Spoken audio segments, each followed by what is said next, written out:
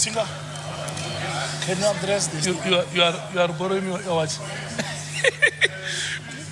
You are giving me for life. You can't borrow me.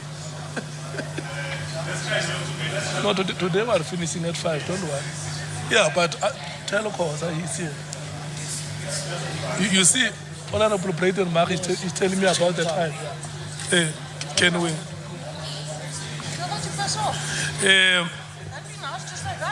Do you want me to repeat what I have said? Yes. We need to move them. Let them take their seats. You guys take your seats. Yeah. Mr. Kgosi is here. He was with us yesterday. They want to bring our witness here. And the request is that do not disrupt our proceedings. These proceedings are for the South African people. And we request you to help us conduct our business the way we do it within parliamentary chambers. That's what we are saying. And the crude way to say it, is to instruct all of you to take your seats.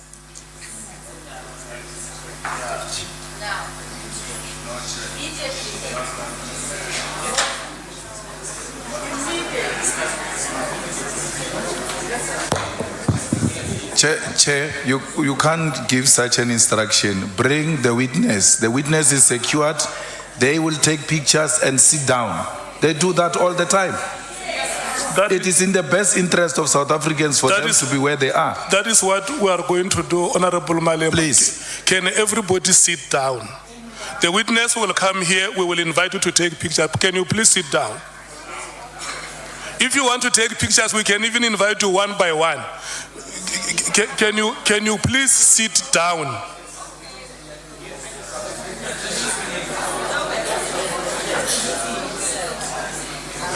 We are not negotiating.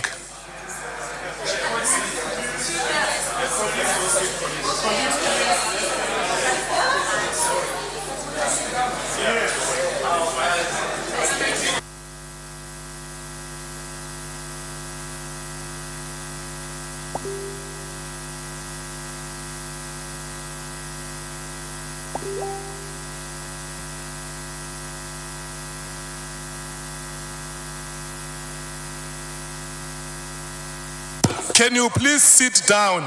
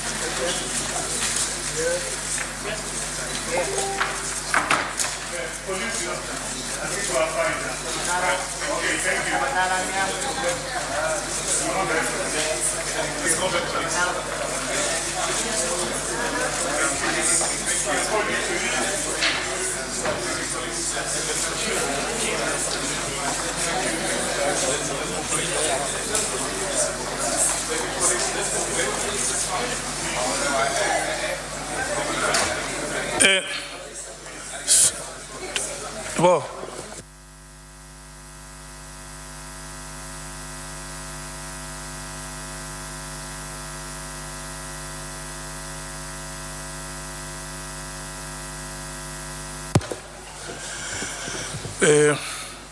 let's do like this, honorable members, before we officially open the proceedings.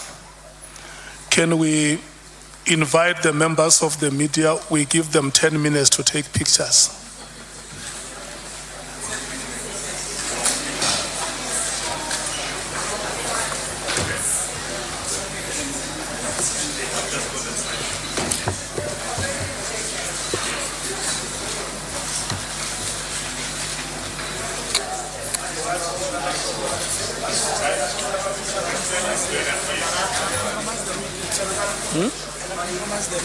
Yeah.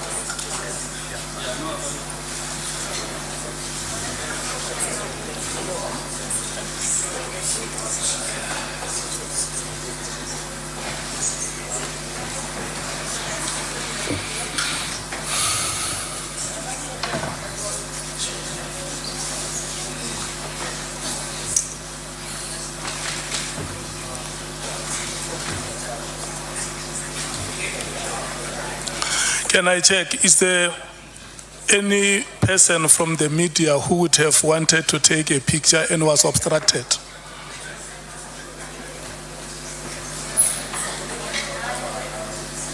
Okay. The pictures that you have taken against the instruction of the chair, may you please delete them? Because we don't want you to live here with the reputation that you are thieves.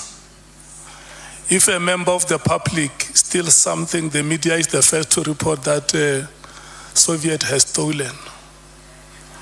So the chair has given you instruction here that you must sit down, and then the witness will arrive. We will invite you to come and take pictures. You came here and stole pictures, members of the media.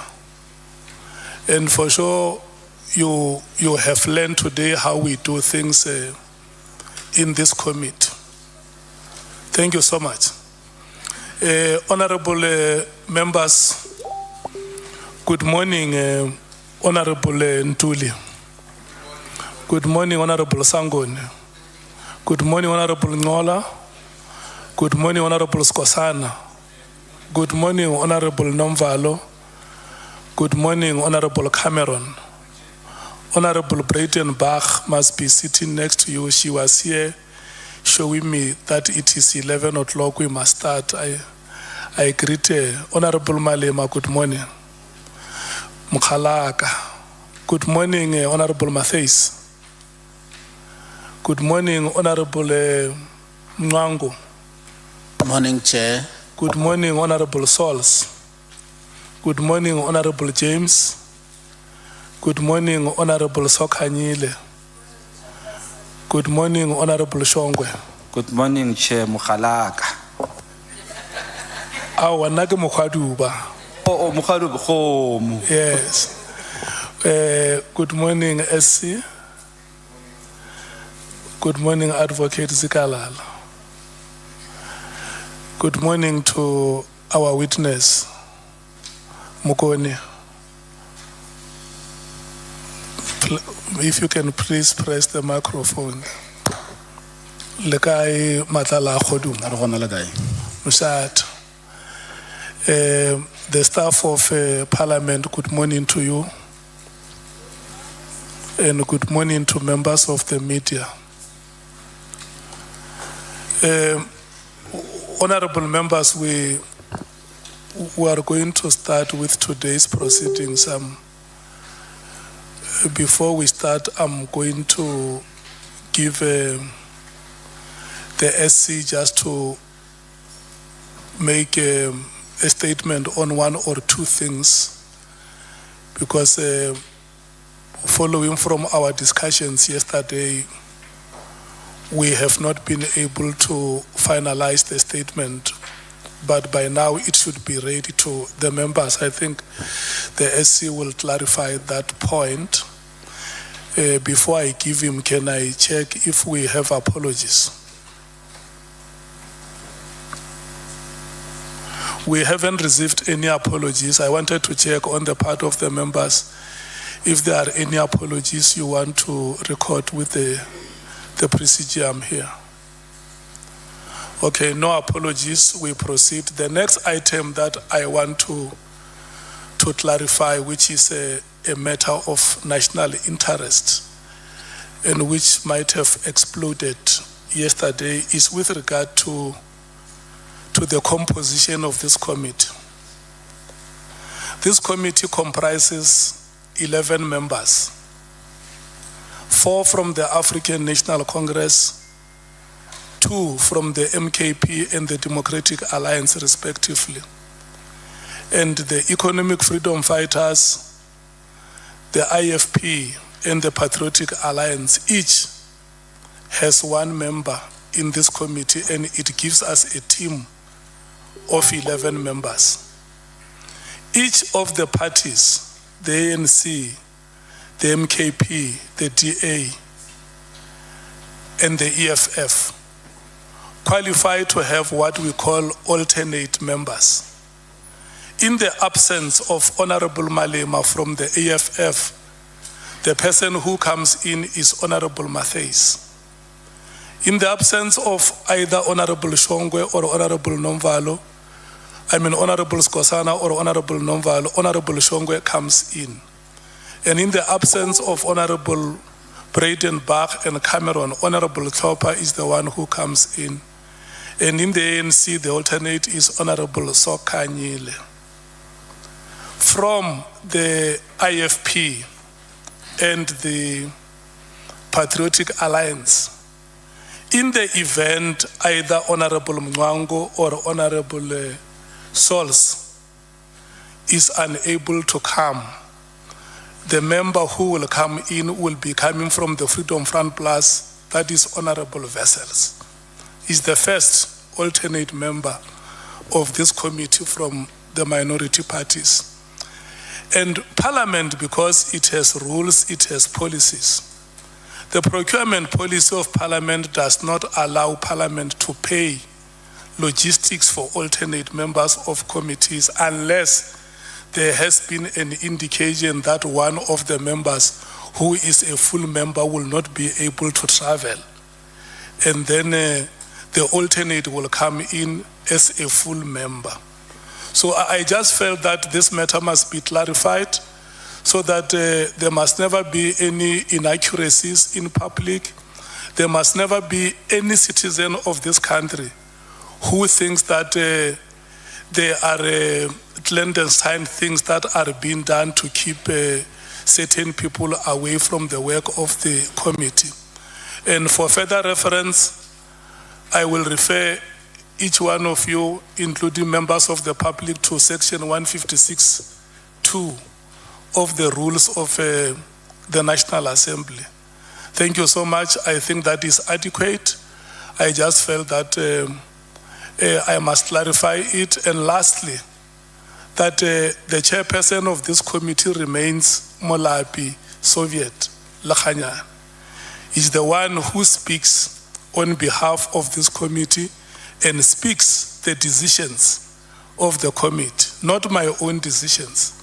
Even what we present here, we present what the committee has agreed.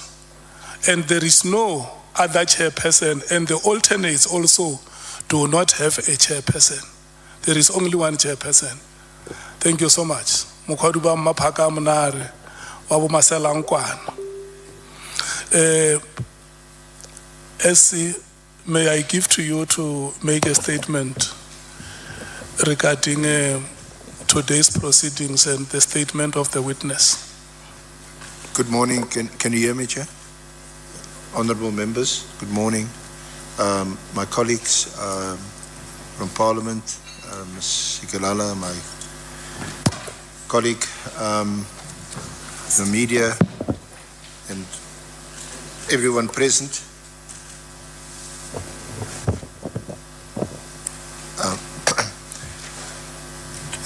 Honourable Chair, today we have Mr.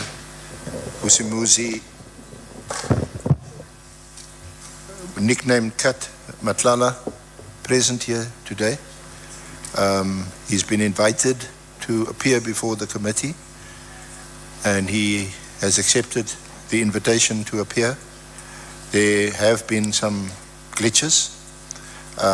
We've ironed them out. So we are thankful to him and his team of lawyers, his attorney, Mr. Bronwyn Forbay. He's with the legal firm Abram Madeira Incorporated. He represents Mr. Matlala and has been in the various consultations we've had with him. We, unlike what has become customary and which has been required by this honourable committee, we do not have a finalized signed written statement before you. What has been posted in the past short while is an electronic version of a draft statement, which we are hopeful will be signed sometime today, tomorrow, which can go on record before the committee. So it is not a precondition to appear before this committee to have a signed formal statement. Of course, there may be witnesses who simply refuse to cooperate and do not give any signed statement, but they'll be compelled to appear before you, and what is important is they give their evidence, as I expect Mr. Matlala to do under oath, and he will be sworn in, and he'll be held to whatever answers he gives to the questions asked of him. But what would be most helpful is to guide our discussion today in terms of the draft statement, which is before him in hard copy. He has been through it, so he's familiar with the contents. So on that basis, Chair, we are satisfied, firstly, that it is him, and secondly, that you can proceed with the formalities, and we are in a position to start. Thank you. Yeah, I want you to say this because you whispered to me that the witness has requested that we conclude at 5 because consultations are still continuing. If you can just put it on record. Sorry, thank you for reminding me, Chair. Yes, as indicated to you this morning and confirmed by the authorities, we will adjourn at 5. I certainly won't be finished today at 5. So we will adjourn at 5. He will then remain in this location and consult with his lawyer for 2 hours until 7. And then tomorrow morning, they'll return to this location and consult from 8 o'clock. And we will meet them again at 9:30, just to iron out any issues if there are any. And we'll proceed to tomorrow. Thank you. Okay. I'm going to rotate amongst the members to hear what their take is on the short report that you have given here.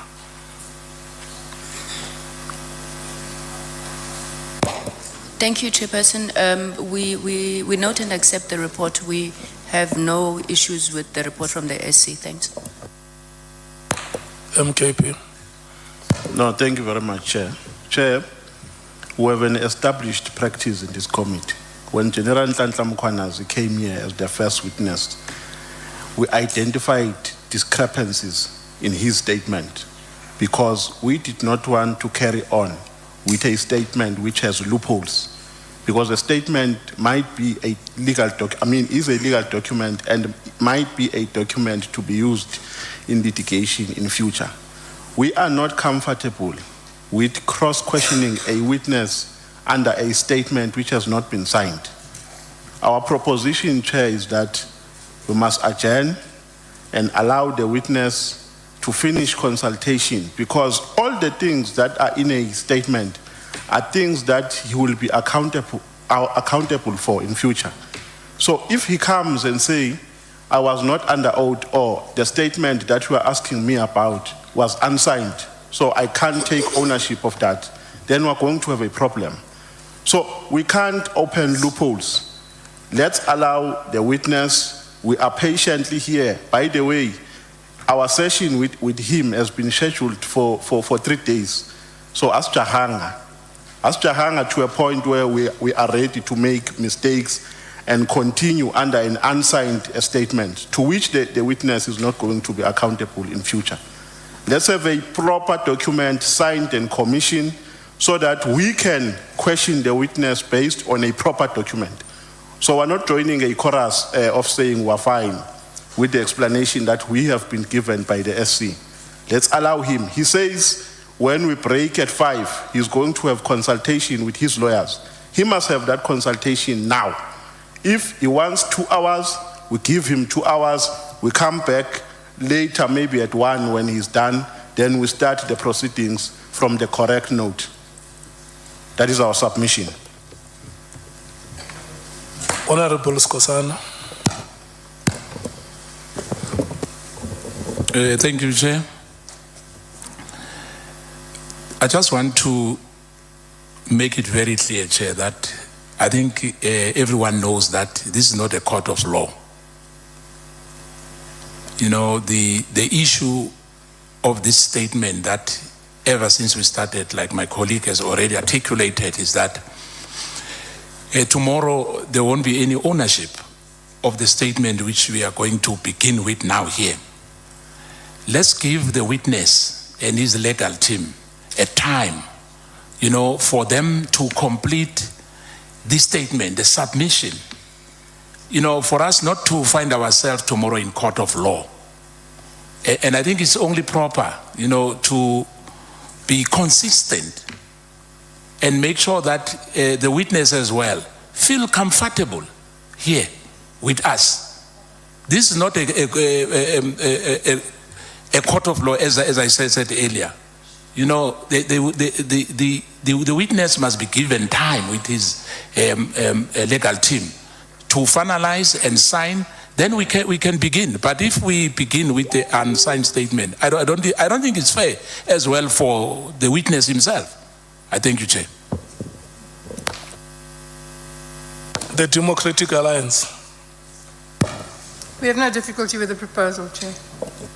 I can't hear you, Honorable Breitenbach. We have no difficulty with the proposal, Chair. Thank you. Thank you, Honorable Malema. Chair, there is actually no problem with the proposal. And to compare it with Mkhwanazi is extremely so difficult to understand. Mkhwanazi wanted to depose an affidavit The problem is that he titled it differently. And we said he must go and correct it because it was not properly captured. The witness says, I'm prepared to proceed without deposing an affidavit. And if later required, I can do so, especially after consulting with my lawyers. But I'm ready to proceed now. We had this discussion yesterday. And people who are speaking now were at the forefront of saying, Cat must come here, Cat must come here. Cat is here now, Cat must go away from the milk, Cat must go away from the milk. No, the Cat is here. Let's attend to the issues we said we wanted to attend to yesterday. Because if this proposal was actually hashed yesterday, we would have even said, let's start at 2 to allow him enough time to, because we were told this thing yesterday. It's not for the first time. And we agreed in a meeting yesterday that we are proceeding. So let's proceed as proposed by the SC. And the SC makes another valid point, which we must take into consideration, that it is actually not a necessary requirement for a person to appear before us, only if they've deposed an affidavit. It's not a requirement. Lastly, Chair, these proceedings of Parliament are recorded on Hansard. He takes an oath, he speaks with his own mouth, and he comes back and says, I never said that. We take out a Hansard. And that's it, that's the end of it. The Hansard is an official recording program of Parliament, and you can't turn against your own voice on the Hansard. So that's why we've got an Hansard. For people who come to Parliament and speak and later say, I never said that, we go to Hansard and say, this is what you said, and you said this under oath. The fact that he's prepared to take an oath is enough for the EFF Chair. Thanks. Bangazita. Thank you, Honorable Chairperson. Oral evidence is legal evidence, and it carries the same weight as written evidence. And for that reason, we are comfortable to proceed if the witness is going to be actually leading his own evidence under oath. Thank you. Honorable Sauls. Muniba is an Chair. Let's proceed. Honorable James. Let's proceed. The country wants answers. Thank you, Chair. Honorable Nomvalo and Honorable Skosan, are you persuaded? Chair, I think, I remember very well what we have discussed yesterday. We can go ahead with this, but let's not use the unsigned statement. This digital one which we are sent, let's put it aside. Let the SC ask him question, no problem. But let's not say we are going to use the unsigned one, because it doesn't make sense. How do you question the witness without a signed statement if you are going to use this statement? If it's oral without anything which was given to us now, no problem, Chair. We can go ahead. You agree. Thank you. Thank you so much for that understanding, Honorable Nomvalo. Yeah, no, thanks, Chair. Remember, the majority view must prevail at the end of the day. But our strong view remains. I mean, our view, our initial position remains, Chair, that it's wrong to cross-question a witness under an unsigned statement. That is our firm view, because he is saying he is still going to have a consultation with his lawyers later today. Now, you question him today on a statement that might be changed, because he might change it when he has consultation with his lawyers and come back tomorrow with another version. So we strongly believe, Chair, that we are taking the wrong route, but the majority were subjecting ourselves to the behest of this committee. But lastly, Chair, we want to make a proposition, and lobby members of the committee, that today, I don't know the volume of the questions that the senior counsel has, but we want to lobby the committee that today we allow the senior counsel to cross-question the witness, and then tomorrow, because this meeting has been scheduled, this session has been scheduled for 3 days, so that you allow members to read the statement thorough we've just received the statement now. And our principle is that before we cross-question the witness, we must have read the statement, because we're not here to tick boxes. So that we can take matters further, so we must read the statement first and have a proper understanding of what is entailed in it, and then tomorrow we allow members to ask questions. That is a proposition that we're making, Chair. Unless there's a person who strongly feels in the committee that he is ready, then we can't deprive such people. So you want to read the statement? Pardon? You want to have enough time to read the statement? Yes. Okay, thank you. Thank you so much. I think, look, Honorable, it's the practice in this committee that when there is a matter like this one, the chair must gather wisdom from yourselves. And I think you did exactly that. We are going to proceed with today's business. It's your decision as the committee. And anytime you feel like we have done our work, we can stop. I will hear from yourselves. The witness has requested that we work until 5 o'clock today, and I hope you understand that. Have we done all the rituals before I can administer oath? If you can just confirm to us that this is the witness that we have expected, or you want the authorities here to confirm? Honorable Chair, Honorable Committee members, this is indeed Mr. Matlala that we have engaged and consulted. And he's prepared to proceed. Thank you so much, S.C. Mukoni. What are your full names, so that before we administer oath, we know what your full names are? Vusimusi Matlala. Vusimus Matlala.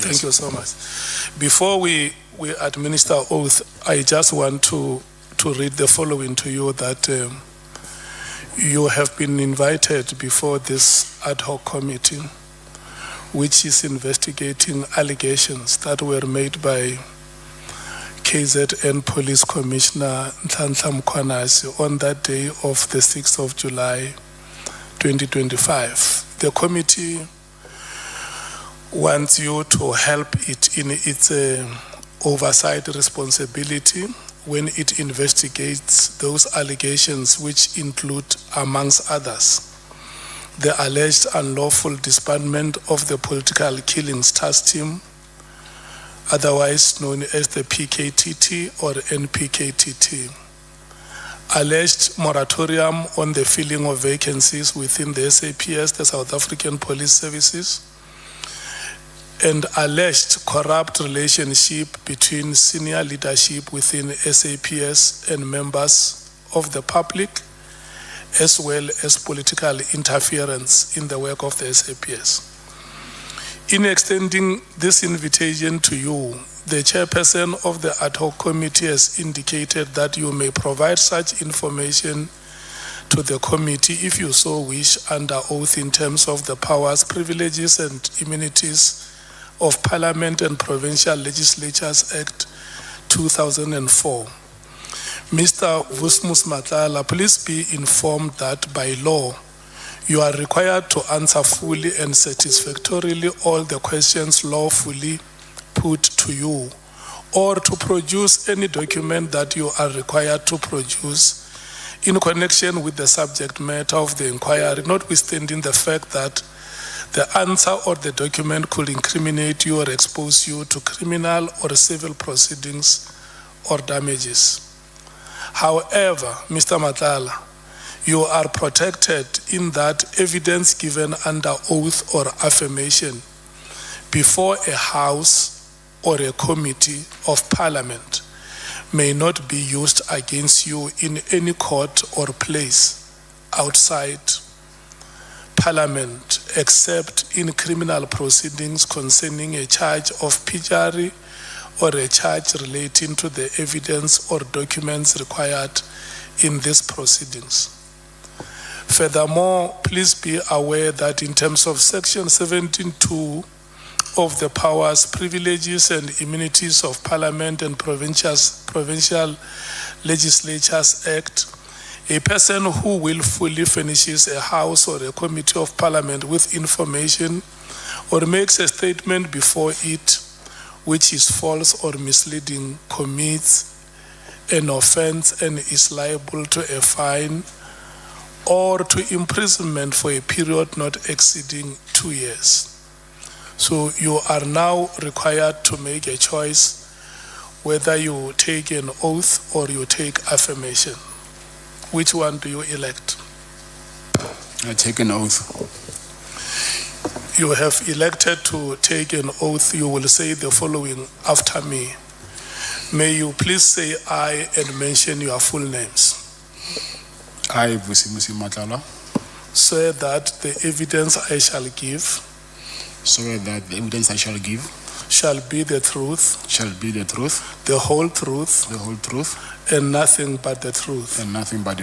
And so help me God. Thank you so much. SC and Mukoni, I want to wish you good luck in leading evidence. I will allow you to run until 1 o'clock when we break. Thank you so much. If you can have your microphone closer to you. That's it.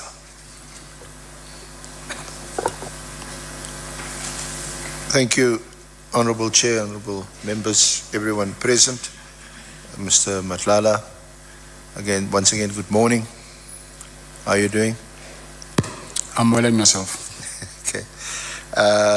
Thank you to you and your legal team for your cooperation under trying circumstances. So we really thank you for that. You are currently detained here at CMAX, isn't it? Of course. But you as an awaiting trial inmate, prisoner. Yes. And you've been charged with attempted murder of your former girlfriend. Yeah, that's correct. You have applied for bail, that was refused, and is that bail application still on appeal currently? No. Or has it been refused? Yes. It's been refused.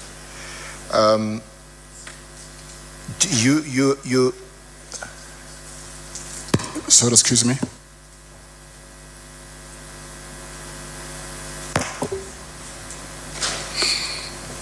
Yeah, you can proceed.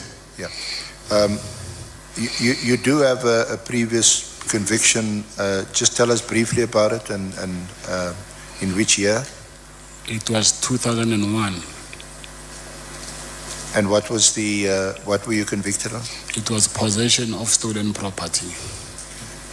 Were you sentenced to a term of imprisonment? I was sentenced to 4 years imprisonment, but it was later converted to what is it called? Supervision. They call it correctional supervision. It was converted to correctional supervision. Yes. And since then, you haven't had any. I only have one conviction. Okay. And was that before you engaged in business?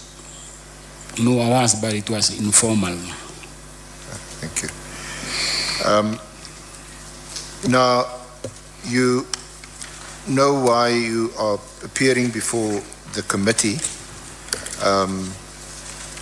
There were allegations made by General Kgosi on the 6th of July this year. Subsequently, this committee was appointed by the National Assembly to make inquiries into those allegations, and some of the allegations, more specifically, you've been invited to give evidence on and assist the committee, is the alleged corrupt relationship between Minister Mkhunu and Brown Kgosi, and between yourself and Mr. Kgosi between yourself and Mr. Kgosi. Then also in relation to the procurement irregularities at SAPS regarding the 360 million SAPS healthcare contract, and specifically whether the award to your company was in contravention of the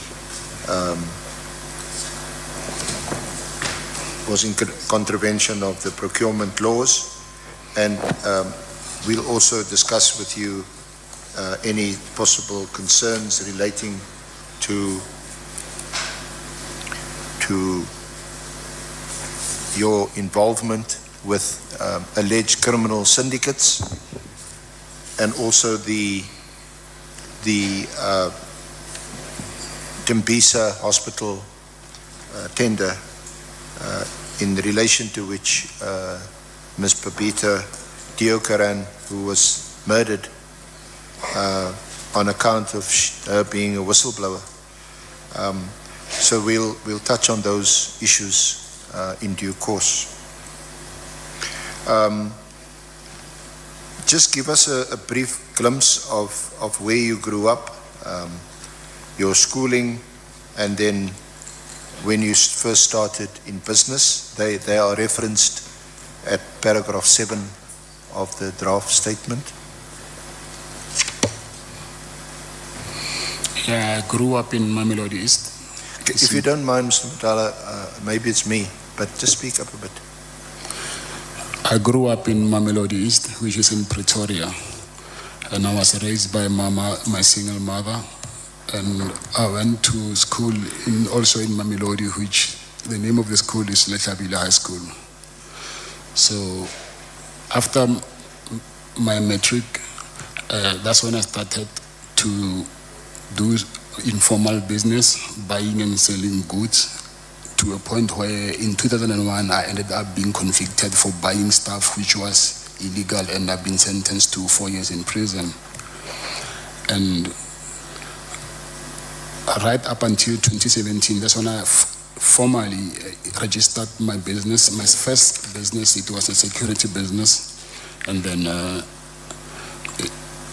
that was my first formal business, and then through which then I provide security services.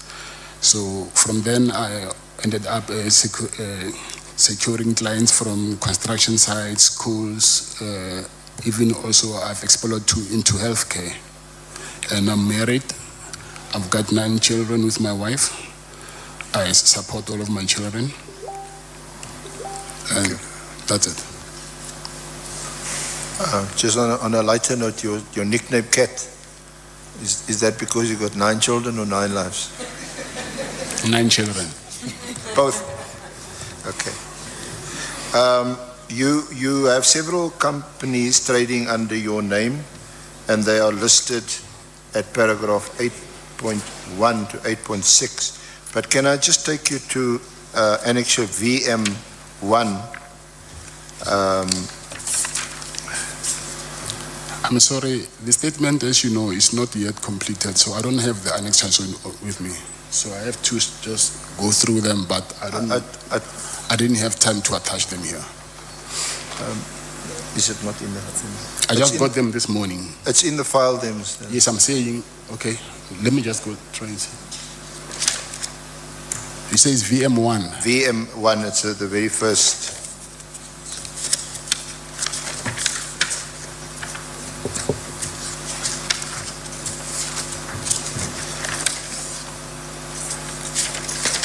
But it is actually referred to as FA1. Here's VM1.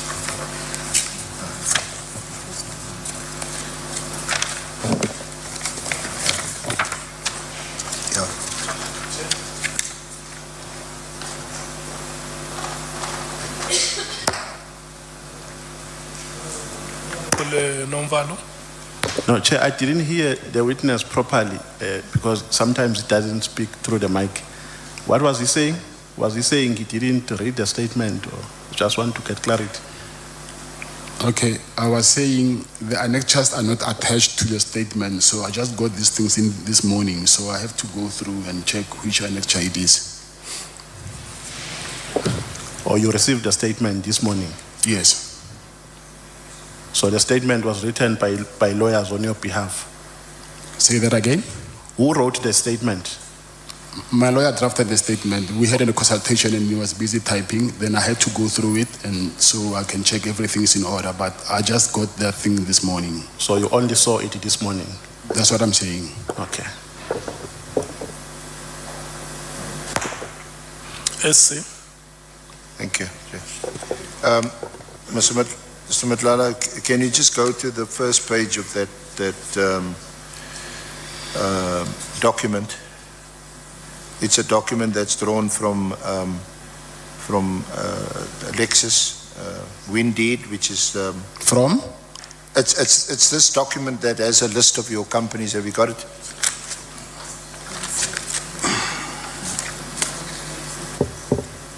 This thing is not labeled. So can you maybe refer what page will it be on? It's marked page number 1 at the top.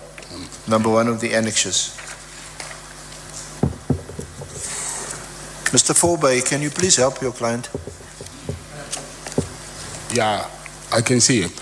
You see it? Yes. Thank you.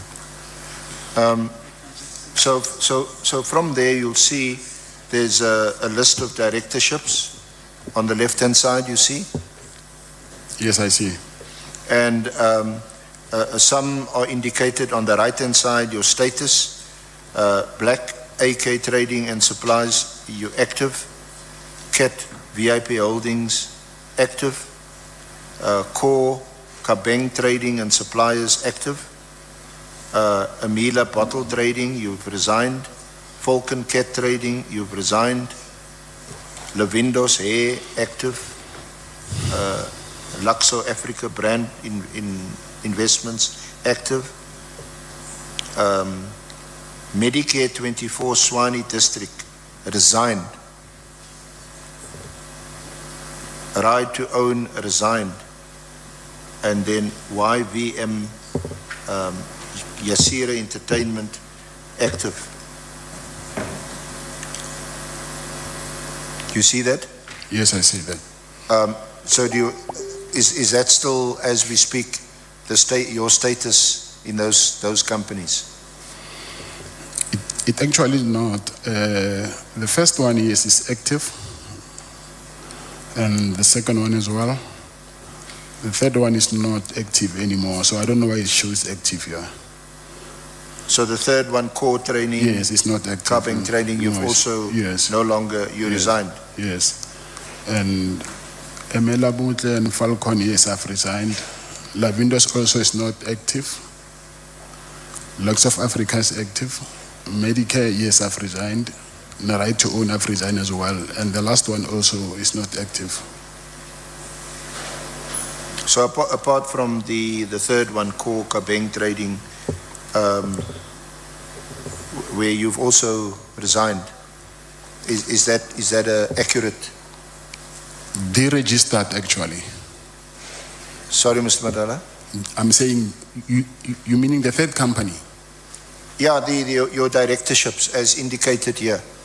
Yes, the company is being deregistered, so I don't know why it's still showing active. From those companies where it's indicated that you resigned, did you just resign as a director?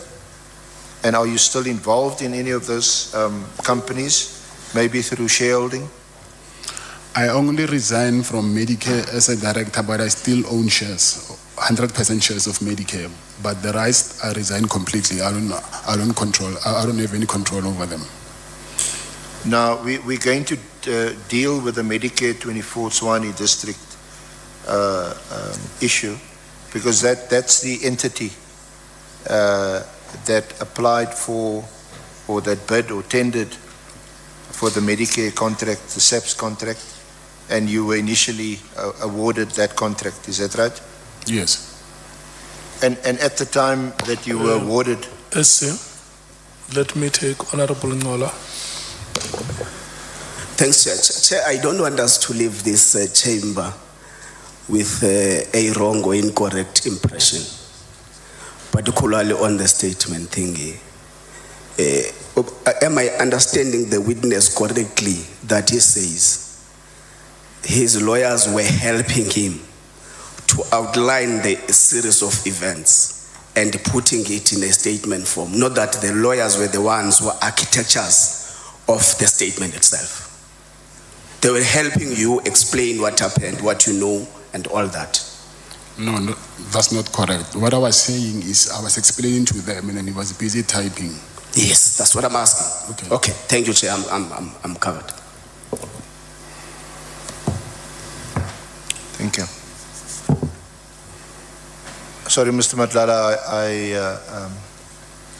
I asked you about your directorship, or rather I contextualized the question about the Medicare contract or tender that was awarded to Medicare Tshwane District 24 Tshwane District. And at that time when you bid for that tender, you were then listed as a director of Medicare 24 Tshwane District. Is that right? Yeah, that's correct. But then, so at which point did you resign as a director? I resigned in 2024 December. Sorry? 2024 December. December 2024. Yes.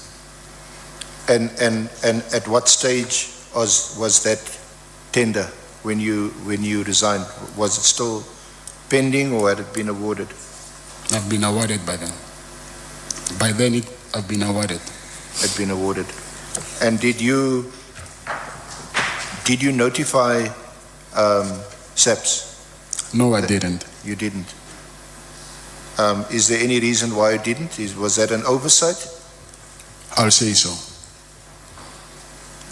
But you're aware that you should have, you ought to have notified SAPS that you had resigned as a director. Yes, I just learned that later. Excuse me? I just learned that later. Yeah. Okay, we'll also deal with that later. Thank you. These companies, are they the companies that you also list as your interests? If you go to the last line of paragraph 7, where you have interest in construction sites, schools and primary healthcare services. Which of these companies are, or is it that you provide your CAT VIP protection services to construction sites, schools and primary healthcare services? Yes, is that the connection? Yes, that's correct. The schools, are those contracts with the education department, Gauteng education department? No. On what basis do you contract with those schools? I will say, I'm not 100% sure, but I think it's the school governing body, because there is someone who manages the guiding division of the security business. So, but I think it's the school governing bodies. The school governing bodies? Yes, sir. How many schools are we talking about? I think 3 or 4. 3 or 4. I'm not sure. Can you recall them offhand? I was not paying attention to that. I don't know. I just know that there is a contract with schools, but the name of the schools I don't know. Okay. And what's the nature of the security service that you provide at these schools? It's guarding. Guarding? Yeah, I think they have got computers in those schools, so they need guards there at night. Okay. And the construction sites? Is guarding also for the construction equipment.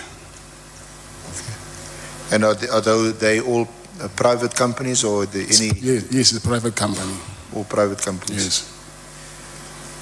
And the primary healthcare services, are they the Tshwane 24 district facilities, or is it the Swani 24 holding company? No, it's for Tswani. Sorry? You meaning for, can you please elaborate that? Yeah, you mentioned here primary healthcare services. Yes.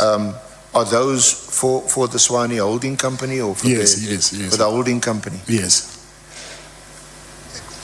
And are those at state or government institutions or entities, No, that's private. or private hospitals, Yeah, it's clinics, not hospitals. clinics?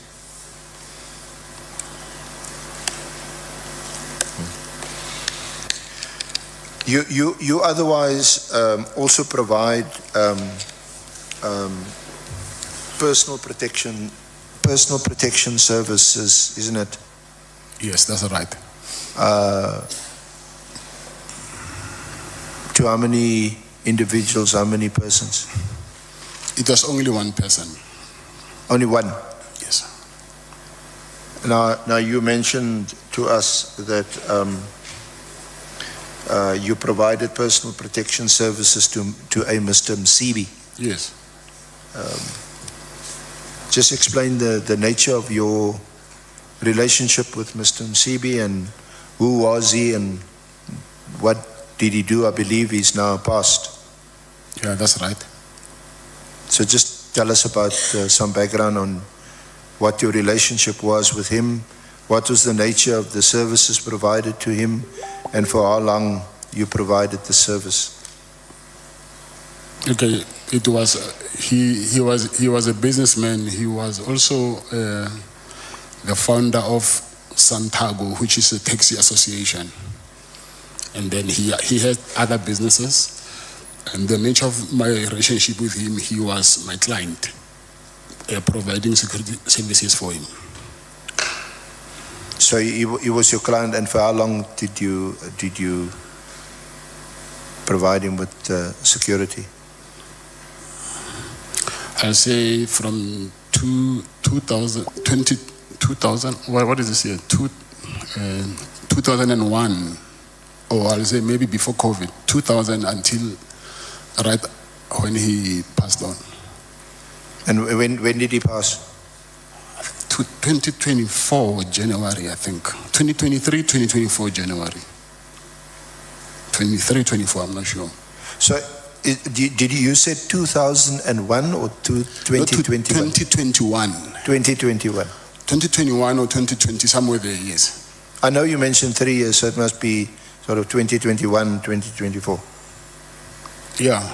Or until he passed. Yes. Now, Mr. Msibi, very well known, a founder member of Santaco, and he also had other business interests.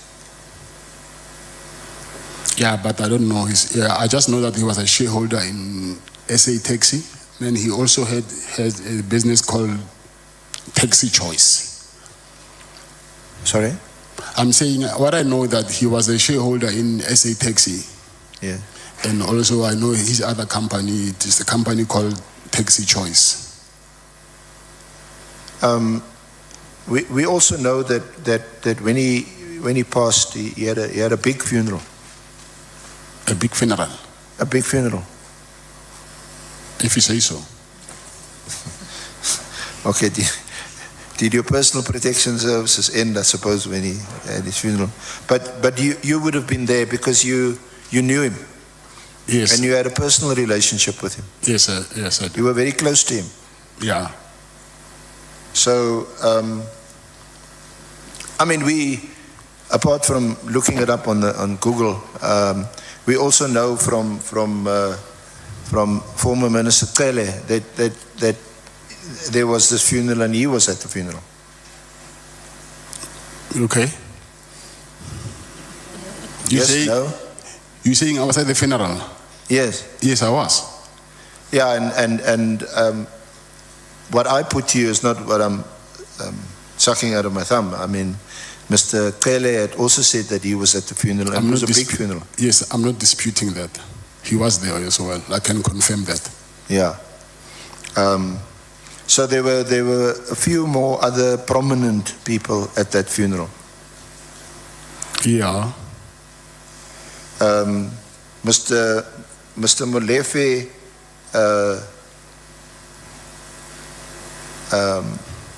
Mr. Molefe was also at that funeral. Yes. Mr. Molefe is the person who was also raided on the 6th of December last year by PKTT. You know about that? Yes, I know about it. Do you have a relationship with Mr. Molefe? No, I don't. Did Mr. Molefe have a relationship with Mr. Msibi?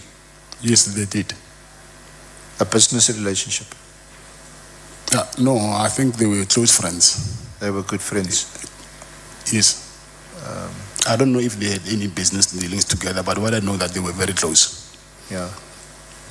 But you're not able to comment on the nature of their, other than a personal friendship. You don't know, you can't comment on any other, give us any other particulars or details about their business relationship. That's what I'm saying. I don't know about that. And Mr. Molefe, did you develop a relationship with him, a personal relationship? No.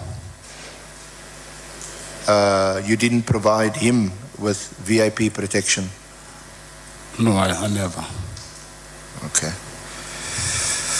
Okay.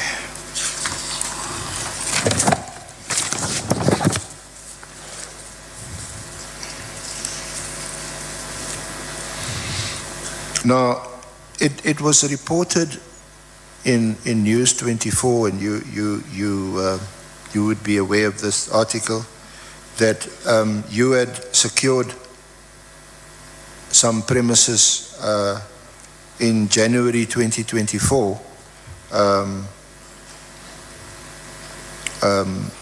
premises with a hospital on it, and grounds,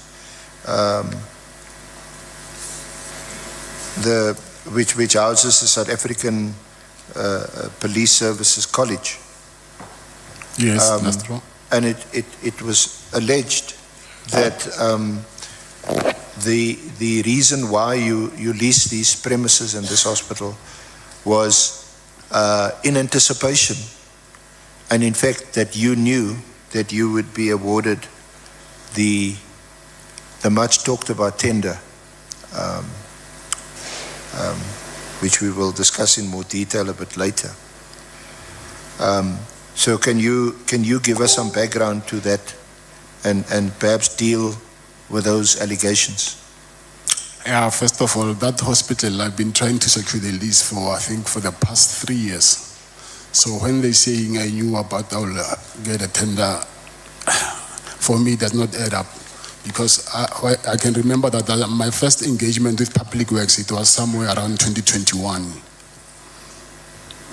And that was far from the tender being even advertised. So just so that I can be clear, you entered into a lease agreement with Public Works, yes. With the Department of Public Works, yes. Not with SAPS. No, Public Works. So the building and the ground is owned by the Department of Public Works, yes. Not SAPS. No, Public Works. But the building is it a hospital? It's a hospital, yes. So at the time that you entered into the lease agreement, I think we had also requested a copy of the lease, which if it could be made available so that we can complete your evidence in this regard. That hospital and the grounds were still occupied by SAPS, South African Police Service. As far as I know. So were you never given vacant occupation of the hospital? No, they refused. And the lease, you say, is it still in operation as far as you're concerned? The lease? Yes. Yes. So I assume that there's a legal dispute between you and Public Works about the hospital and the lease. There's no legal dispute. Well, you haven't been given, the lease would have provided, I suppose, for you to get vacant occupation of the hospital. Yes, I've got a lease, but when I went there to do the inspection, I found the members of the SAPS in that hospital, and I went back to Public Works as the landlord to tell them that there's people who occupy the hospital there. They say, can you please facilitate so that I can occupy the hospital? And then that's when the police refused.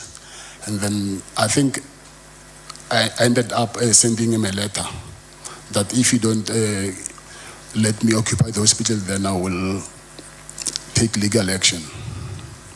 Well, that's why I asked. Are you in a legal dispute? No, there's no legal dispute.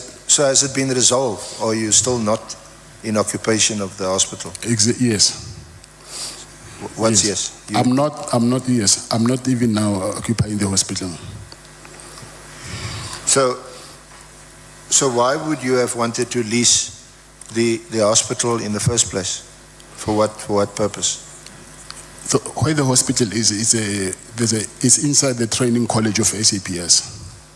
So I just learned that the students who are training inside there by the college, sometimes they get injuries, or even when they're sick or whatever, they have to go to the nearest hospital, which is outside the premises of SAPS. So I wanted to use that hospital as an opportunity for them to render the services for them. So you still haven't been able to give effect to what you wanted to do and why you leased the hospital? Yes. Did you lease the hospital? Was it leased through, as I understand, and we'll also deal with it a bit more fully later, as part of the franchise that you bought from the holding company, Tshwane Medicare, or was it Tshwane Medica Holding Company that was going to utilize the facility? The list is under Medicare 24 Tshwane, but Medicare 24 Holdings, they are the one who doing the operations, management and operations. Okay. So maybe while we on this issue,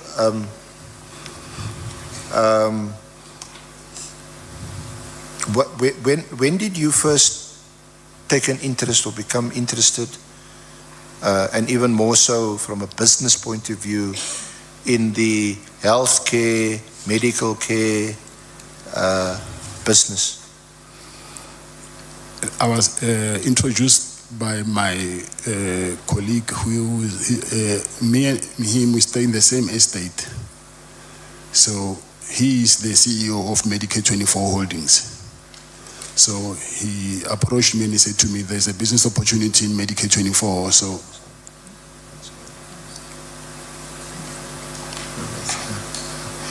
your friend is that Mr. Van Wyk that you're referring to? Yes. And Mr. Van Wyk and his other partner, what was his name? Rian Venter. Rian Venter and Mr. Van Wyk.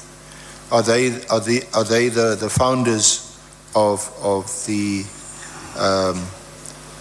Healthcare 24 holding company? Mike Van Wyk, he is the founder. Mike Van Wyk. Yes. So when did you first meet him? I'll say around 2017. 2017. Yes. 2016, 2017, somewhere there.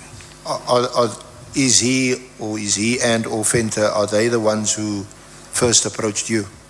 Yes. Why do you think they would have approached you? It's a business opportunity.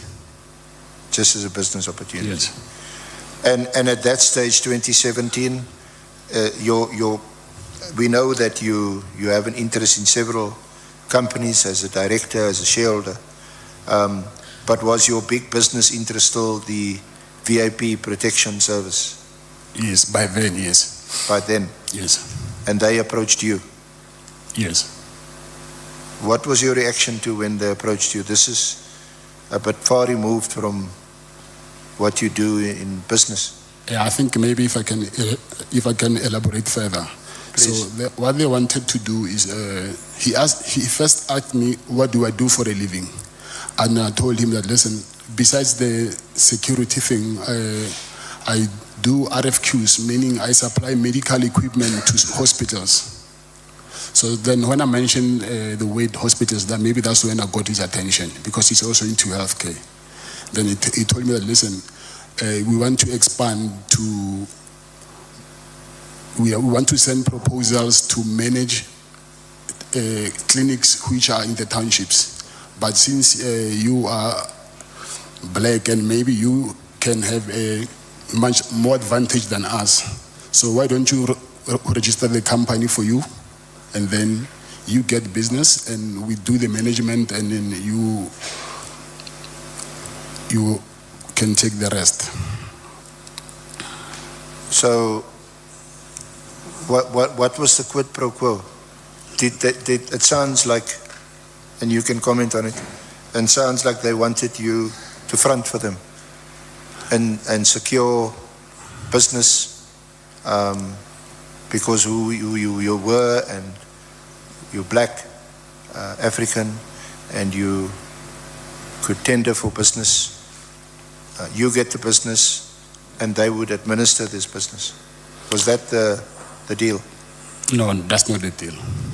What I believe, if someone is fronting, I don't think you'll be 100% in charge of their finances. So what was there a genuine business deal? It's a genuine business, yeah. So tell us about this genuine business deal. What was the deal? Like I said, they do the management part. They manage the clinics. Yeah. And then, meaning I have to pay them for the management fee. So was that the same arrangement that would have applied to the Medicare 24 Tshwane District tender award? Yes. You applied? Yes. And you applied in your own name? Yes. This entity? Yes. Was that a, now they had a holding company, isn't it? Yes. Van Wyk and Venter. Yes. And the Tshwane District entity, was that your own? Yes, yes. Is that like a franchise? Yes. And did you pay for it, or did they give it to you? No, they didn't give it to me. I pay every contract that I secure, and then that's how I pay. There's the percentage that you pay for each and every contract. How much did you pay? I think for the last contract, the thing is, regarding this SAPS contract, I do not want to get deeper into that thing because there's an ongoing investigation about that. So I'll prefer not to talk further about the contract of SAPS because I don't want to compromise the investigations or even incriminate myself. But can you confirm that you paid them for your franchise? Yes, I can confirm that. And when you, it's in the bank statements as well, which the police have. So,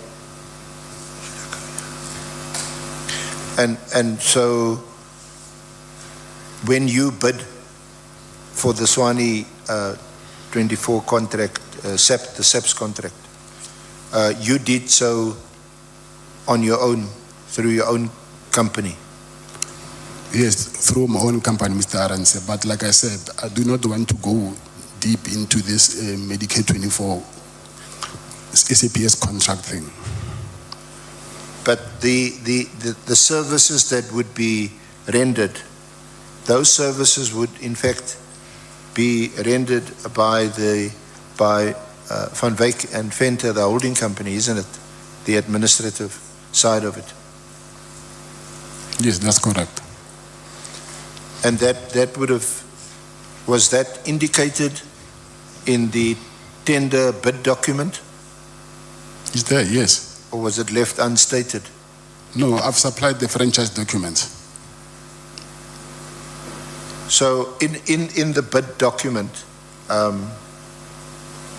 which we'll look at a bit in a bit more detail later, would it have been indicated that some of these services would in fact be rendered also by the holding company? I would love to help about that, but like I said, I think we going now into the deep inside the contract of SAPS, which I said earlier that I do not want to speak about that now as this is ongoing investigation. So can you please just respect that? I do not want to incriminate myself or compromise the investigation. Okay, let's perhaps just excuse me.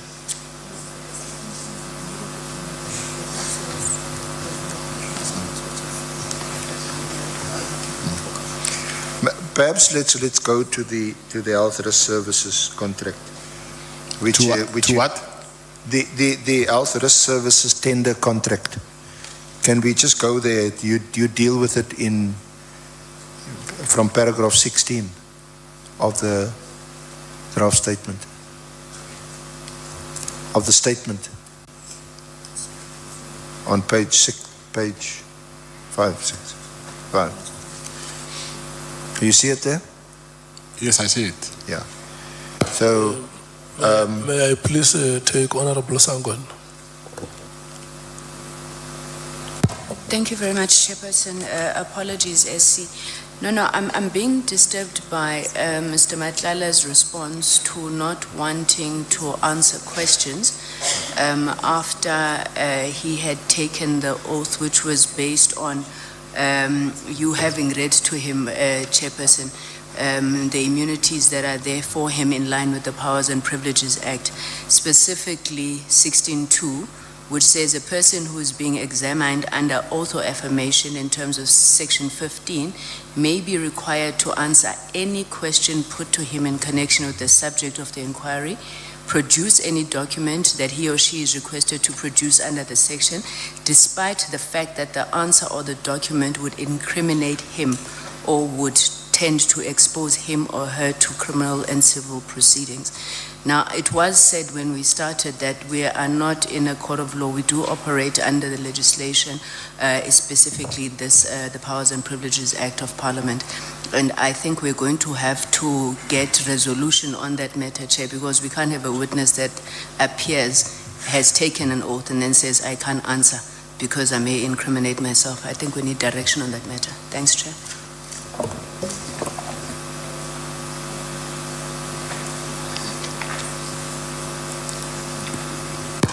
Honorable Skosan. Thank you, Chair. I just wanted to find out, it's a follow-up. I heard that somebody was paid, Mr. Matlala, I'm not sure, through you, Chair. Who was paid? Are you referring to the Medicare contract? Yes. That was management fee that I was talking about. Who was paid? The holding company. You paid the holding company? The management fee, yes.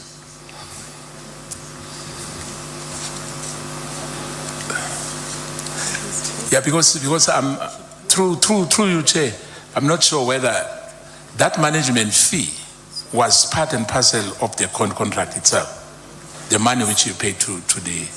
Between myself and the holding company, yes. Or it was your contract between you two? Yes. Oh, okay. Not the police? No. Thank you. Okay.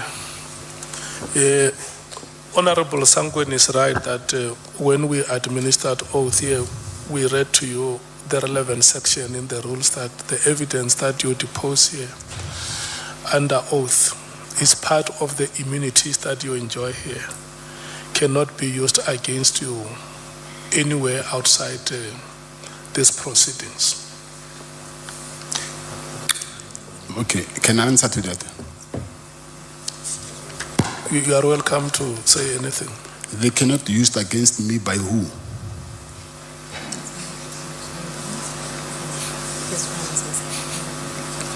Because if you say they cannot use it against me by the committee, that I understand. But if someone is investigating me and there's something that I'm saying now which can incriminate me, obviously they will use it against me. Yeah, what we have read from you here comes from what we call a national legislation, which is about the powers, privileges and immunities of parliament and provincial legislatures. The act is an act of 2004. So any person who has been invited to appear before parliament or a committee of parliament takes an oath. And the privileges or immunities that go with you having taken an oath under that legislation is that any information or evidence that you depose before a committee or a house of parliament can never be used anywhere outside that committee or house of parliament. So it means there is nobody who can come to you and say, this is the evidence that you deposed before a committee or a house of parliament. It can't be used. It's only parliament that has that exclusive right to use that evidence, because you shall have taken oath through us. Okay.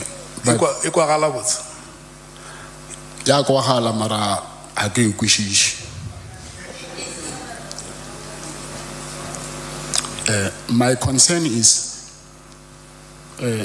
firstly, I heard you saying when you were speaking about the immunities, you were speaking about there's some other exceptions which you mentioned, and also whoever who might be investigating me might come later and say that I had this from my source, not from the committee, and then use that against me. Your hand is up, Honorable Malim.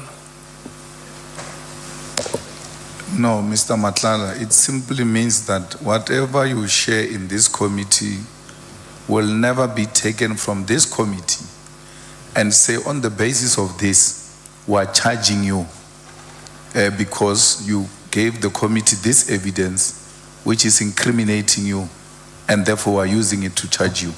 So let's say on Medicare, they can't say you are not charged with Medicare. They can't say what you said here about Medicare is now being used as evidence to charge you on the basis of you saying it here. But if they come and say a source gave us this, obvious in a criminal case, they will have to reveal who is this source and what is the credibility of the source and where did the source this evidence that is being used against you. And if it comes back to parliament, it will not stand the test of time in a court of law because you produced it here in parliament.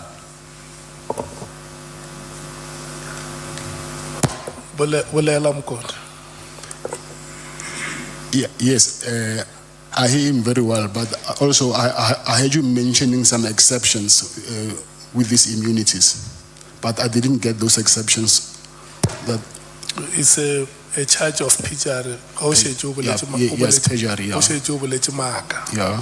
Yes. Or a charge relating to evidence or documents required in these proceedings.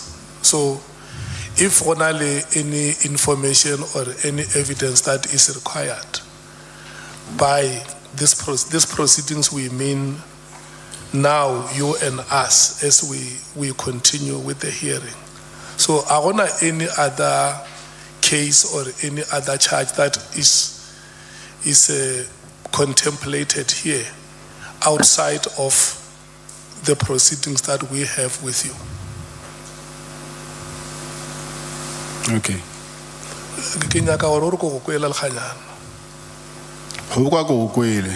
Why you Partly. Okay. Which is the part that you do not understand? I'm more concerned about the investigators because they're not going to come here and, as much as they can say that we heard it from a source, and then they will never even reveal who is their source, and which is, they even have the right to protect their own source.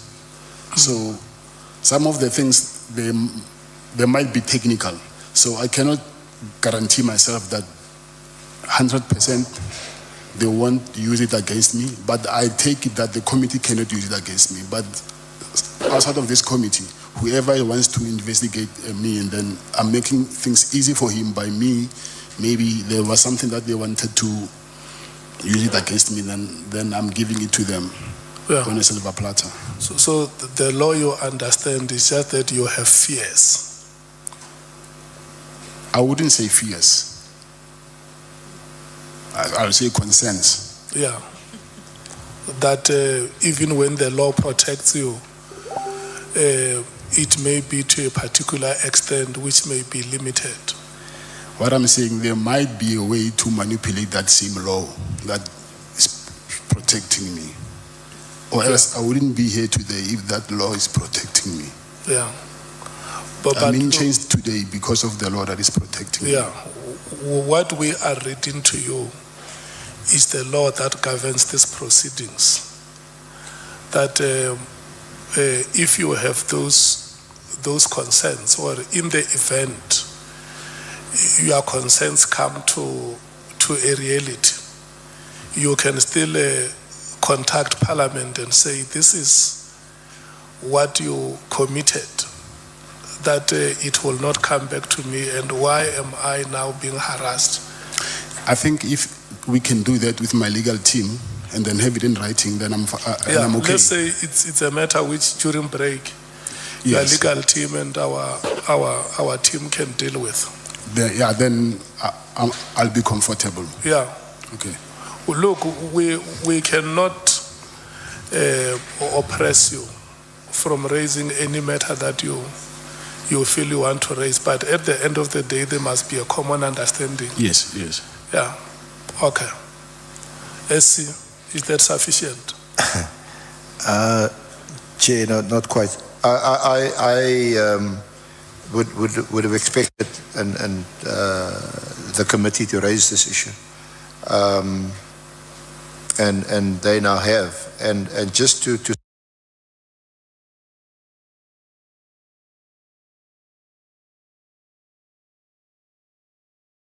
I would have expected and the committee to raise this issue, and they now have, and just to parliamentary committee enjoys immunity from prosecution.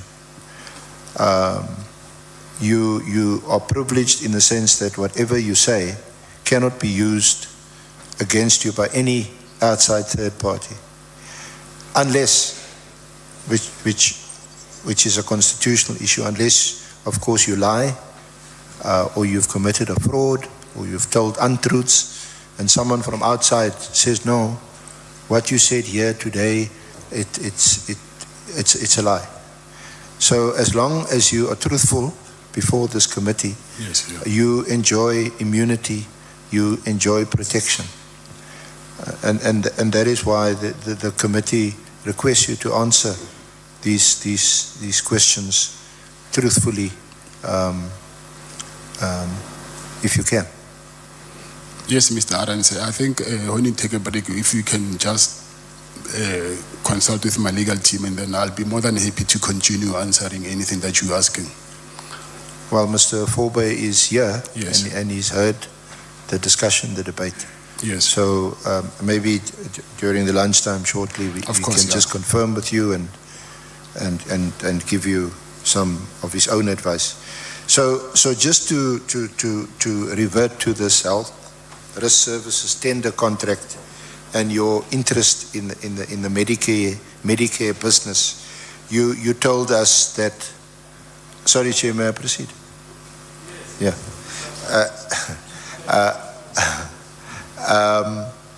So there's these two persons, Messrs. Van Wyk and Venter, they are the directors in the Medicare 24 Holdings company. And they contacted you in 2017 and asked you whether you'd be interested in becoming involved and in securing some contracts which they could administer. Is that a summary of what you said earlier? I said only Mr. Van Wyk, not both of them. Oh, only Mr. Van Wyk? Yes. But you know the other person who also has an interest is Mr. Venter? Yes. You don't know their holding in the company or their shares? No. Or are they both directors in the company? Last time I checked, yes. Yeah. So that was already in 2017. So when was Medicare 24 Swani District? When was that formed or established as a separate entity? I think it was in 2018. In 2018? Yeah, I think so. And then the question was, did you have to pay a fee, a franchise fee? I said, yes, and I said a fee will be only paid upon securing a contract. So the fee you paid was subject to you successfully bidding for a contract?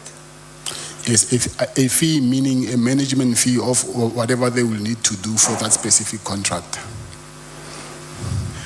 So no money actually exchanged hands. You didn't pay them 2 or 3 or 4 million rand so that you could operate that franchise. Like say if you buy a Woolies franchise or Engine franchise, you pay for the franchise and you operate it on your own, obviously subject to certain conditions. That is different because when you buy Woolies or Engine franchise, it's already an operating business. So what I'm buying is not operating. There's no any revenue that I'm generating. So I have to wait to secure a contract first before I can generate any income. So I wouldn't pay for something which is not bringing any money to me at the moment. Yeah. But did Medicare 24 Swani District, your franchise, did that do any business separately? And what was the nature of that business? You mean except the SAPS contract? Yes. No. I was bidding for contract there and there, and then it was just the SAPS contract that I was lucky with. So that's why I asked earlier, what was the deal? And I don't mean it in the pejorative sense. You didn't pay them up front. They would be paid because for the management services that they would render. So were there any other tenders or contracts that you procured through your franchise, the Swani District Medicare 24 franchise, between 2018 and 2024? No, there's no any other contracts. Did you? So what does that mean? So between 2018 and 2024, did you not have any business dealings with Mr. Van Wyk and Venter? Yes, I was in the process of buying the whole holding group, but there was no business that I was doing with. So I wanted to own the whole holding company. Okay. So in the meantime, between 2018 and 2024, did Medicare 24 Holdings, a holding company, did they render services in other hospitals, other institutions, like for example the Tembisa Hospital? No. No, they didn't. They didn't. Did they or you tender for the Tembisa hospital contract? It was not a tender, and it was not even Medicare. So it was RFQs that you get based on the request from the department. Yeah. So were you not involved at all, either directly or indirectly, in the Tembisa hospital tender? Okay, what I'm trying to explain is my other companies, they were getting RFQs, requests for quotations. Sorry. Medicare 24 doesn't even have for you to get those RFQs, firstly you need to have a vendor number with a specific department. So Medicare 24 does not even have any vendor number with the Department of Health. So there's no any job that Medicare 24 did with the Department of Health. Why do you think, or maybe you can tell us whether you're subject to the SIU? We know that the SIU is investigating or has investigated the Tembisa hospital matter. Why is your name mentioned in connection with that tender? I would love to know as well. Now, we only touch on it. If you go to page 35 of the draft statement,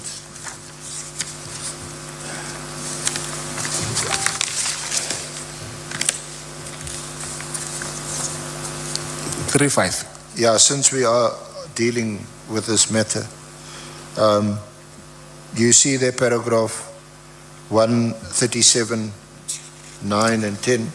It says page 35. Page 35, yes. Yes, paragraph? Paragraph 137.9 and 137.10. Yes. Do you want to read that, 137.9? Regarding past dealings with Tembisa Hospital, my company has previously supplied them with RFQs. I have not been approached by any law enforcement agency regarding an investigation into me concerning Tembisa Hospital. There has been ongoing investigation by the SIU in regard to this matter, and I believe there is an inquiry docket open either by the SAPS or Adhoc. And as a result, I cannot comment any further. Should I go to the next one? Yeah, let's park the next one. Okay. For a bit later. So just to pause there at 137.9, you say that your company has previously supplied them with RFQs, requests for quotations. What does that mean? Just elaborate. Mr. Arons, like we said that we need to fix this thing because I haven't read this thing myself. Not my company. The department will supply me with RFQs, not vice versa. Yeah. So some of these things here, if I had time, then I would have corrected them. So it was the department that was supplying me with RFQs, meaning they're requesting for quotations that you must quote for whatever they needed at that time. So what does all that mean? That you were requested by the department to supply them with quotations? Yes. So you were invited to quote for work? Yes. Is that the Gauteng Health Department? Yes. Okay. Novalo. Yeah, Chair, I don't know if I heard the witness correctly. Mr. Matlala, did you say you did not read, you said this thing, so were you referring to a statement? The statement, yes. So you don't know what is contained in the statement? I know it's a draft, but now I wanted to go through it and correct where there's mistakes and then sign it. So it might, the statement might be having mistakes. Obviously, I just saw one now. And if there are mistakes, you will correct them later. That's what I wanted to do, yes. So it's possible that this committee is questioning you on a statement which has mistakes. It has mistakes. I just found one mistake as we speak. And you will correct them later? That's what I'm saying, yes. Okay, thank you. Mr. Matlala, you've seen these, or what is recorded in this draft statement. Can you please just repeat that? I say you've seen what's in this draft statement, Yes, and you've discussed it with Mr. Forbay. yes, Of course, you're now under oath. yes. So, what if I put something to you that's in this draft, which is incorrect or wrong, then you will correct us, isn't it? Of course, yes. So what I was asking you is about these RFQs. Why? Because it sounds to me that you don't, or you didn't have any track record in providing Medicare services from the time you bought this franchise in 2018 until you were awarded the SAPS contract in 2024. I did not have what? You didn't have a track record. What you didn't have any contracts with private hospitals or with state hospitals to provide Medicare services. Isn't that so? Yes, that's, yeah, you're right. That is between 2018 and 2024. Yes. So my first question related to that is why were you then requested to supply the Tembisa Hospital with quotations? To do what? These RFQs. I didn't request Tembisa to supply me. Tembisa is the other way around. The Department of Health is requesting quotations from the companies that are on their database. So what they do is they just go to the CSD and then they just choose a random company from the CSD and then they will send those RFQs there. Yeah. So like anyone else, if you want to a state or a government contract, you make your application and you put all your details on the central the CSD, the central something database, like we also have to do as council, so it's not anything to do with whether or not you had a track record of rendering this service. Yeah, you're not rendering service, you're just delivering them the goods that they're requiring. So there's no service that you need to render for them. They will ask, maybe they want 100 bottles of water, then you buy water wherever you buy them and supply it to them. Yeah. So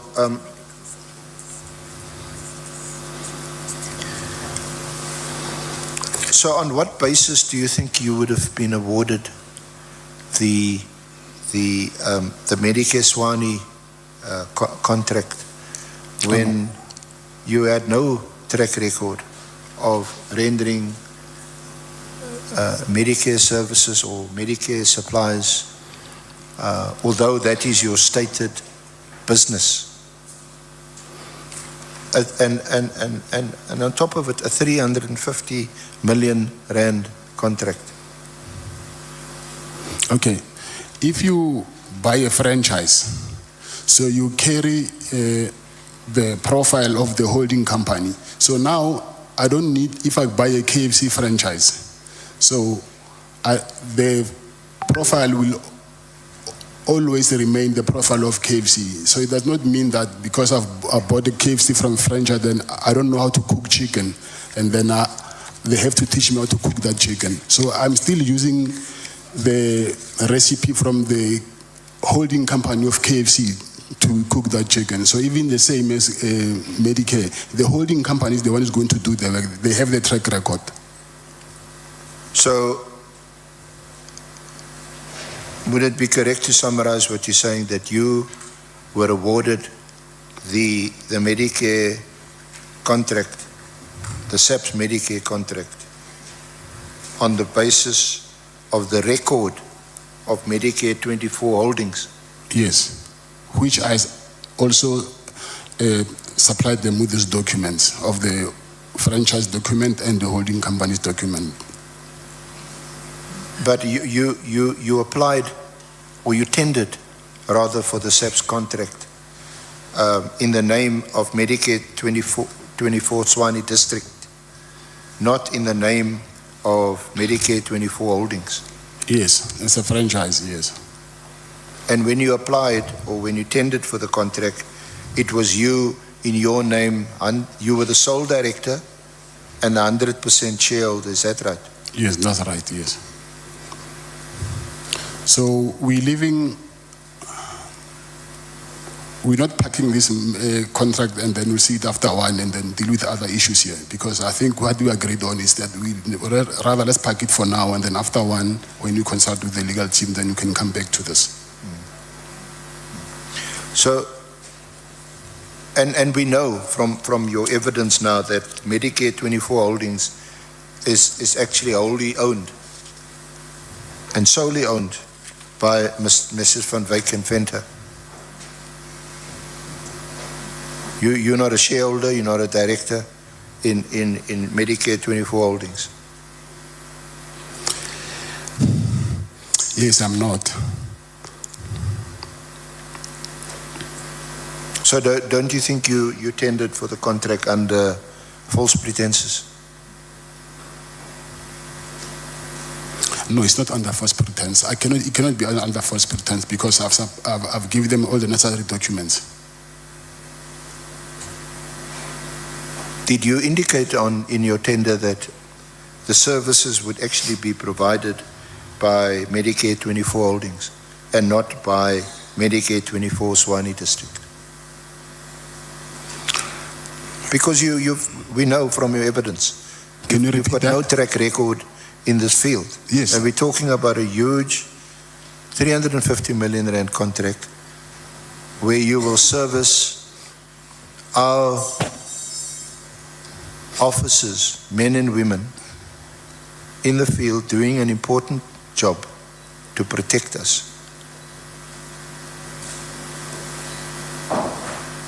What's your question?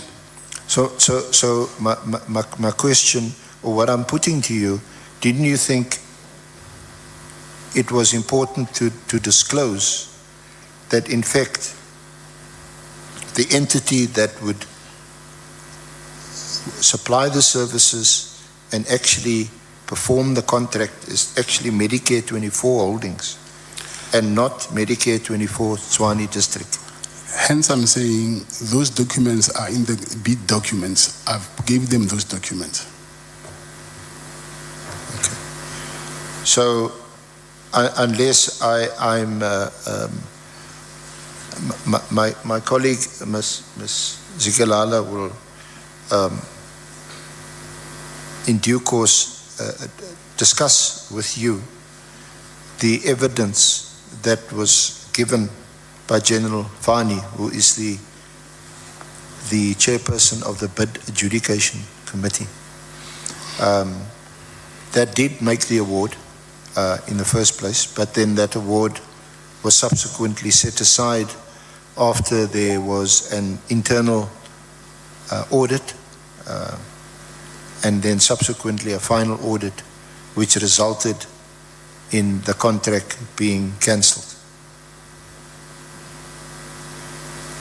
Because there were a number of irregularities that were highlighted in the audit reports.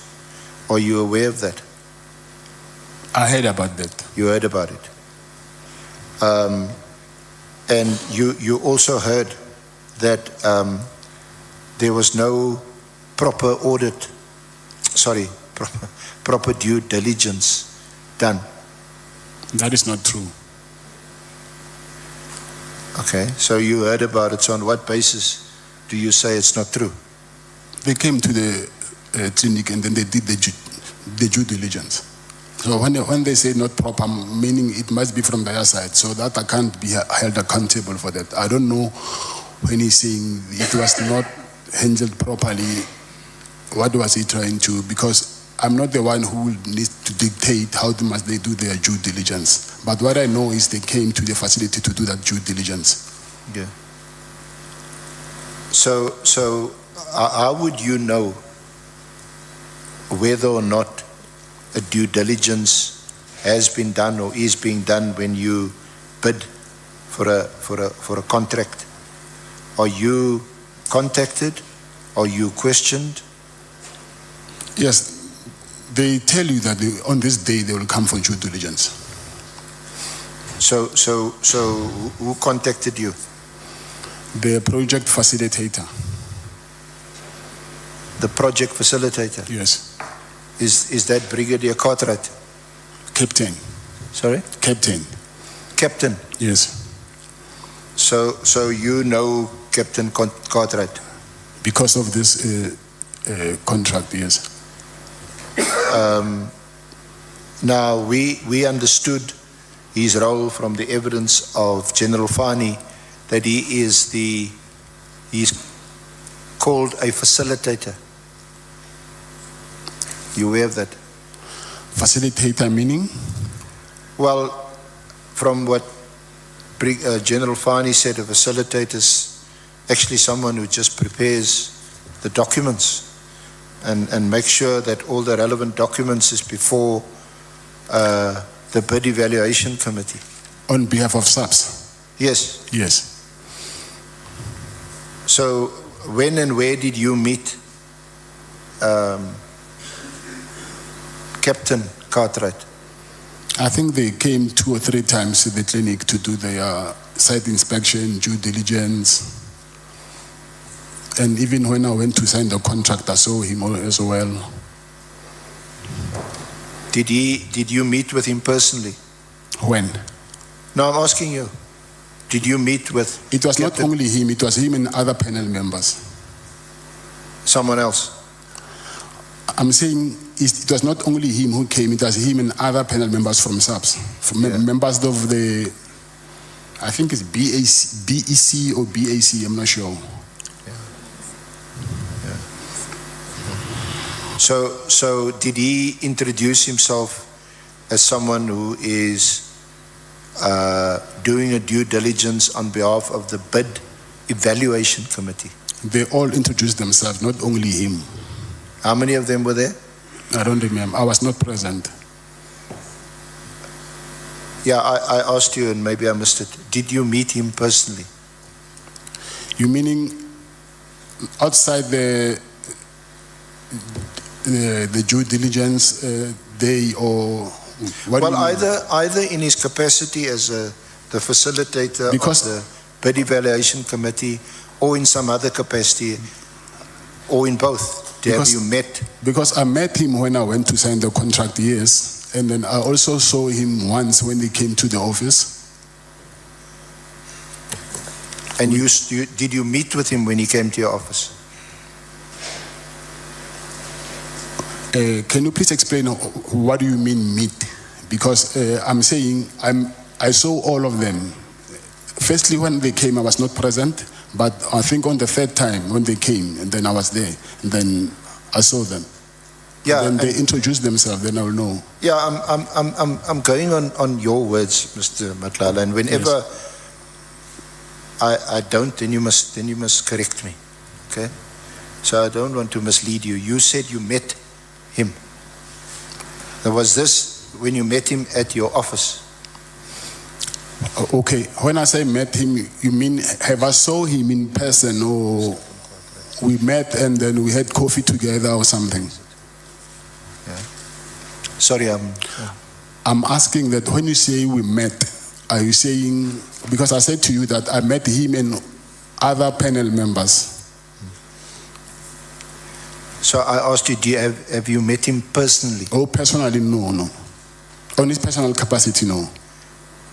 Personally, like when he was alone? No. Not at any stage? Okay, I met him once when I went to sign the contract. Okay. He was alone. You've spoken to him, surely? When? Again, I'm asking you, it's a question mark. You're saying I spoke to him when I saw him when he was alone? No, I asked you, you've said, again, let me summarize what you said. You said when he was at the office, he was with other people. Yes. And the only time you met him is when you in fact signed the contract. Yes. And presumably it was also with other people. No, he was alone. He was alone? Yes. Okay, so when was that? The day that I went to sign the contract. Give us a date or a month. I think it's the day I signed the contract. I should check I think it's in July, but in July, yeah. Yes, yeah. So that was obviously before the award was cancelled. Yes. So did he come and where was that signing ceremony? Where did that take place? At SAPS supply chain, it's in Silverton, in Pretoria. Silverton, in Pretoria. Yes. And in what capacity were you then meeting him? Because I think you initially, or you said a few minutes ago, that when you first met him and others at the offices, they were from the bid evaluation committee. Yes, that's correct. Now I think by now, from a person who replies to requests for quotations and who submits tenders and so on, you know basically how it works. You make an application. There's people who sit in the office. There's many applications. They sift through it. Some people's application get thrown out because there's something or other that's not right, tax, VAT, or whatever. But then there's a shortlisting process, and then it goes to a bid evaluation committee, right? Yes, I'm listening. Do you understand that? Yes. I think you Yes. would be familiar with that process. Yes. And then from a bid evaluation committee, it goes to a bid adjudication committee. The bid evaluation committee, they make recommendations. The bid adjudication committee adjudicates and they decide. So what I'm asking you is, when you met Cartwright and the others at your office, it wasn't a personal one-on-one meeting. There were other people. They were still from the bid evaluation committee. Is that right? I wouldn't know whether it's evaluation or adjudication, and that I don't know. Okay. So you also, because my question then was, because that's what I understood or heard you to say, they were from the bid evaluation committee. Yeah, I'll assume that. Yeah. So when the signing of the contract took place, the award had already been made by the bid adjudication committee. Yes. So that was a little while, I'm not quite sure how long after the bid evaluation committee, but about a month or so. So a month later, the bid adjudication committee makes the award, and you are then notified that you've been successful, isn't it? Yes. And who notified you? They give you a call. Who gave you a call? Mr. Cartwright. Mr. Cartwright. Yes. What did he tell you? That you've been awarded the health risk management contract. Okay. You didn't ask in what capacity he was phoning you? No, he explained that he's phoning from SAPS supply chain. He's Mr. Cartwright, and then he was telling me that the bid has been awarded to my company. Okay. Shall we just adjourn on that note? Chair, shall we take the adjournment on that note? Yeah, Honorable Malema, before you take the break, is your hand up? Okay. Honorable members, Mukone, Matebela Santo Batumile Binavina. Okay.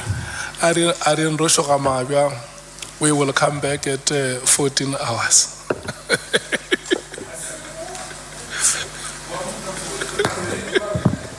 Chair, there are no interpreting services here. We don't have interpreting services, so sometimes you leave us. So you must take cognizance of that.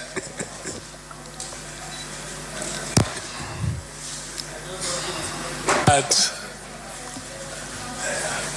because you know you are the culprit, I don't know how to respond to that. I've got a problem, Chair. Every time you speak in Spedi, someone is asking for interpretation. But when they speak Zulu here, no one is asking for interpretation. That's why I say, Mkhalaka, that the culprits are known. It's a dominant language, Zulu.